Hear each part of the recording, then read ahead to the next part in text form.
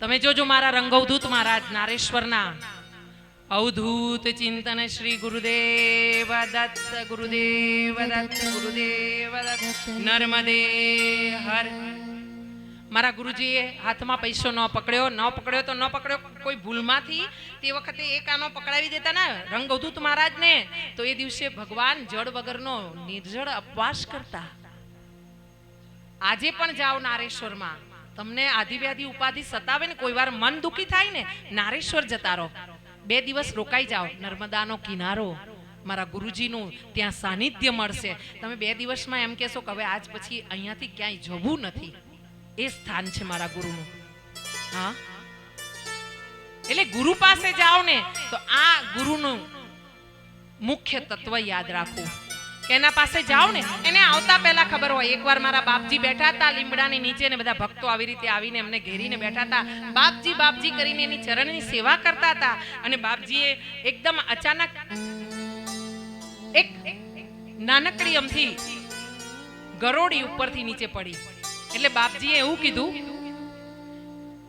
પેલા ભક્તો હતા એ ગરોળીને મારીને સાઈડ પર કરવા માટે દોડ્યા. એટલે બાપજીએ એવું કીધું, એને દોડાવશો નહીં, એને અહીંથી કાઢશો નહીં સ્થાનમાંથી. કેમ? એને મળવા માટે છે ને વડોદરાથી એની બેનપણી આવે છે. એટલે બધા હસવા માંડ્યા. જેને ખબર પડી એ પણ હસ્યા, જેને ના ખબર પડી એ પણ હસ્યા. હા, આમાં એવું થાય અમુક વાતો અત્યારે સાંભળ્યા પછી આમ રૂમ પર જઈએ ને પછી શાંતિથી બેસીએ ને પછી બેને આવું કીધું હતું, આનો અર્થ આવો થતો હતો. પણ અહીંયા બેઠા હોય ને ત્યારે કેમ હશે? આ બેન હસી એટલે મારે હસવાનું, જોઈ જોઈને હશે. આમ તો ઉપરથી જતું રહ્યું હોય પાછું.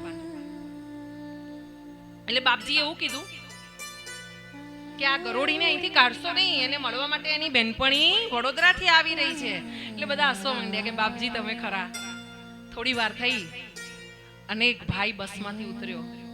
આવીને એને એ ઝાડના થડ આગળ પોતાની છત્રી મૂકી અને બાપજીએ આમ નજર કરીને એ છત્રીમાંથી એક ગરોળી કૂદીને પડી અને પેલી ગરોળીને મળી અને બંને ગરોળી ચરબર ચરબર કરવા માંડી, એની ભાષામાં વાતો કરવા માંડી અને પછી આનંદિત થઈને એ ઝાડ પર ચડી ગઈ. હા, આને ગુરુ કહેવા, આને ગુરુ કહેવા કે જેને આપણા આવતા પહેલા ખબર હોય કે મારો બાળક આવે છે, મારો ભગત આવે છે. હા, જેને આપણી અંદરની ઈચ્છાઓ પહેલા ખબર હોય અને આપણી ઈચ્છાઓને મારી નાખે ને, ઈચ્છા વિહીન કરી નાખે ને, એ આપણા સદગુરુ, એ ભગવાન. બાકી ઈચ્છાઓનું તો શું છે? આજે અહીંયા ને કાલે ત્યાં ને પછી ત્યાં ઈચ્છાઓ ઉગ્યા જ કરે. અને જે ઉગી નીકળે ને એ નિંદામણ. તમારા ખેતરમાં ઉગે છે ને નિંદામણ, એ નિંદામણ કઈ કાયમ માટે ઉગવા ન દેવાય. એને એનું નિંદામણને નિંદી ના ખાય. હા, મજૂર રાખીને અને આપણે કેવું કરીએ, મજૂર રાખીએ અને એમને કહીએ કે નિંદામણ કરવાનું છે, જો જે નિંદી નાખજે, બધું સરખું કરી નાખજે, આમ ચાસે ચાસ એકદમ સાફ દેખાવા જોઈએ. અને ક્યાંક ક્યાંક રહી ગયું હોય ને તો પાછો આખા 100 વીઘા જમીનનો માલિક હોય ને પોતે પણ જ્યાં જોયે ને કે આ ખોટું ઉગ્યું છે તો પોતે ઉખાડી નાખે, નિંદી નાખે. આ દાઢી જેમ પુરુષોને ઉગે ને અને રોજે રોજ ક્લીન સેવ કરો કે નહીં તમે? હા, એવી રીતે આપણા ખરાબ વિચારો, પાપ કર્મ, આપણા વિચારો દ્વારા જે થયેલું પાપ એને રોજે રોજ ક્લીન સેવ કરવાનું, નિંદી કાઢવાનું, ઉખાડીને ફેંકતા રહેવાનું રોજે રોજ.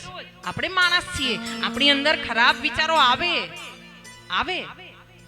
એનો એક જ રસ્તો, એને રોકાશે નહીં, એ તો એનું કામ કરશે. પણ તમારે શું કરવાનું? રોજ રોજ નિંદામણ કાઢતા રહેવાનું, નિંદ્યા કરવાનું. હા, આ રીતે જાગતા રહેવાનું. એક દિવસ જાગવાથી નહીં મળે કશું, કાયમ જાગતું રહેવાનું, દિવસો દિવસ જાગવાનું. અને અહીંયા